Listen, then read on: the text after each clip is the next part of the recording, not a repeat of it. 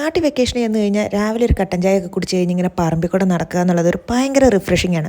ഒരുപാട് പക്ഷികളുടെ സൗണ്ടും പക്ഷികളെയൊക്കെ കാണാൻ പറ്റും. മയിലൊക്കെ ഉണ്ടാവും. പണ്ടൊക്കെ ഈ മയിലിനെ കാണുക എന്ന് പറയുമ്പോൾ ഭയങ്കര എക്സൈറ്റ്മെൻ്റ് ആയിരുന്നു. ഇപ്പോൾ ഇതിൻ്റെ എണ്ണം കൂടി കൂടി ഒന്ന് കിടന്നുറങ്ങാൻ പോലും സമയക്കില്ല. രാവിലെ 4 മണിയാകുമ്പോൾ ജനലിൻ്റെ അടുത്ത് വന്ന് കരയാൻ തുടങ്ങും, കാറാൻ തുടങ്ങും അങ്ങനെ പറയണം.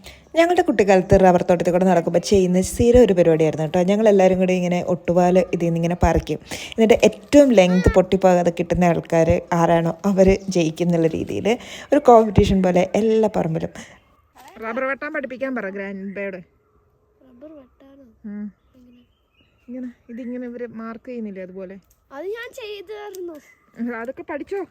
എന്തായാലും മാത്സ് പഠിക്കാൻ താല്പര്യമില്ലാത്ത സ്ഥിതിക്ക് റബ്ബർ വെട്ട് പഠിക്കുന്നതായിരിക്കും ലാഭം. ഇങ്ങനെ നടക്കാൻ ഇറങ്ങുമ്പോൾ നമുക്ക് പുറകെ കുറേ ജോലിയും കൂടെ തരും.